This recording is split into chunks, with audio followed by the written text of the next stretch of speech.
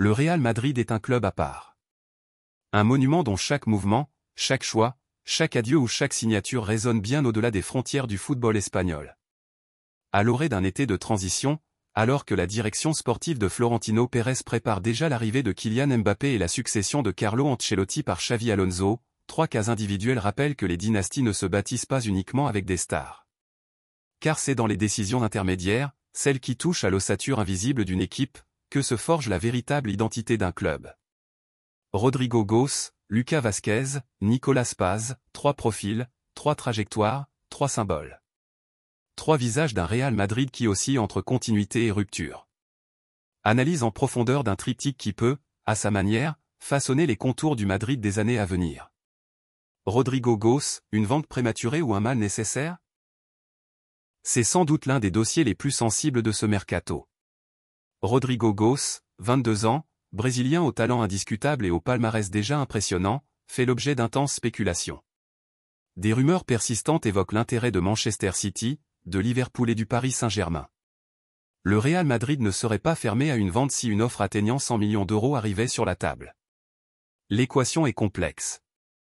Sur le plan financier, céder un joueur qui n'est pas titulaire indiscutable pour une somme aussi élevée serait perçu, dans n'importe quel autre club, comme une opération intelligente. Mais le Real Madrid n'est pas n'importe quel club. Et Rodrigo n'est pas un joueur quelconque. Recruté en 2019 alors qu'il n'avait que 18 ans, Rodrigo s'est rapidement fait un nom. Son but contre l'Inter en Ligue des Champions pour son premier match européen, ses doublés contre Galatasaray, ses exploits en demi-finale contre Manchester City. Il a démontré à maintes reprises qu'il est un homme des grands rendez-vous. Surtout, il a toujours montré une capacité rare à se fondre dans les besoins du collectif.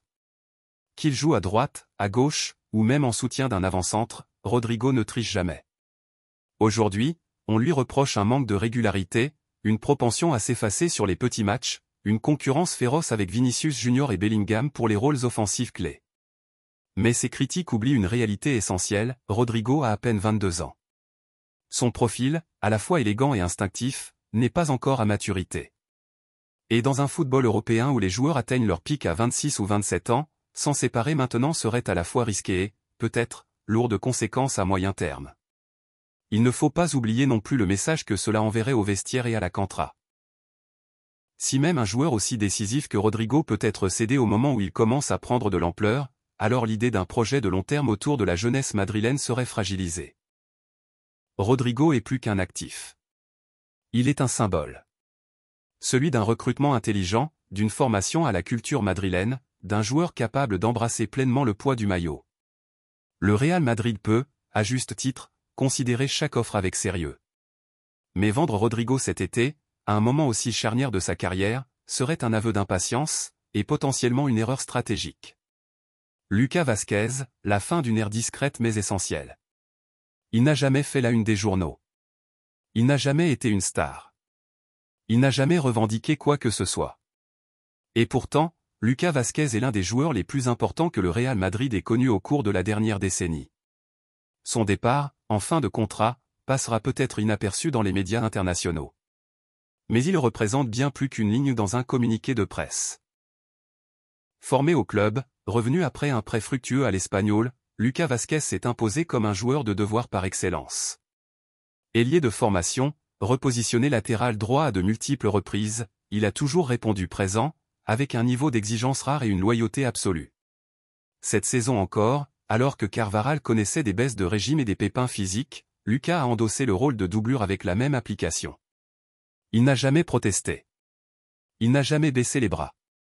Il a joué, défendu, couru, centré, couvert, sans jamais perdre son calme ni son engagement.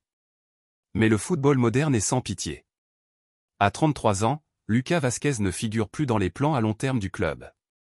Son contrat ne sera pas renouvelé. Le Real veut rajeunir, injecter du sang neuf, ouvrir la voie à une nouvelle génération. C'est compréhensible. C'est logique. Mais c'est aussi profondément triste. Car Lucas Vázquez représente quelque chose d'unique. Un lien direct avec la culture du club. Une passerelle entre la Cantra et l'équipe première. Une incarnation silencieuse des valeurs de l'institution, travail, discipline, humilité, engagement. Son départ ne sera pas seulement la fin d'une carrière au Real. Ce sera la disparition d'un modèle, d'une forme d'identité collective. Il faut espérer que ceux qui prendront sa place comprendront que le Real Madrid, ce n'est pas seulement une question de talent, mais aussi d'attitude. Et que dans un club où les individualités brillent souvent plus fort que le collectif, les hommes comme Lucas Vázquez sont des repères indispensables. Nicolas Paz, l'opportunité de boucler la boucle. Enfin, il y a ce retour qui pourrait tout changer. Nicolas Paz, milieu offensif argentin formé à la Fabrica, a brillé cette saison en Serie A, sous les couleurs du Como. 30 matchs, 13 contributions directes au but, une capacité à jouer dans différents registres, une maturité tactique étonnante pour son âge. Et surtout, un lien indéfectible avec le Real Madrid. Nico Paz n'est pas un ancien formé ailleurs. Il a grandi au club. Il connaît les couloirs de Valdebebas. Il a vécu l'exigence madrilène au quotidien. Lorsqu'il est parti, ce n'était pas un adieu, mais une étape. Le club, conscient de son potentiel, avait d'ailleurs intégré à son contrat une clause de rachat intelligente. Aujourd'hui, alors que Chelsea et Tottenham se positionnent pour s'attacher ses services, le Real Madrid détient les cartes. Rapatrier Nico Paz serait un coup gagnant sur tous les tableaux. Sportivement, il apporterait de la profondeur, de la créativité, de la flexibilité. Économiquement, il coûterait bien moins cher qu'un milieu offensif venu de l'étranger. Institutionnellement, ce serait un message fort, la Fabrica n'est pas un entrepôt de jeunes talents à vendre. Elle est une pépinière d'excellence. Le retour de Paz rappellerait celui de Carvajal ou de Casemiro en leur temps. Des jeunes partis mûrir ailleurs, avant de revenir au club pour y briller. Il ne s'agit pas de nostalgie, mais de stratégie. Dans un calendrier saturé par la Coupe du Monde des clubs, la Liga, la Ligue des Champions, la Supercoupe d'Espagne et la Coupe du Roi, disposer d'un joueur polyvalent, déjà formé, intégré, et ambitieux, est un atout majeur. Paz ne réclamera pas d'être titulaire. Il viendra pour apprendre, contribuer, se battre. Mais il viendra avec la certitude que sa place est là, chez lui. Et cela, dans un effectif aussi concurrentiel que celui du Real, n'a pas de prix. Une vision à long terme ou une gestion d'urgence? Ces trois cas, bien qu'apparemment différents, posent une seule et même question, que veut être le Real Madrid demain? Un club de stars, renouvelé chaque été à coups de transferts XXL, capable d'acheter les meilleurs mais parfois oublieux de ses propres fondations?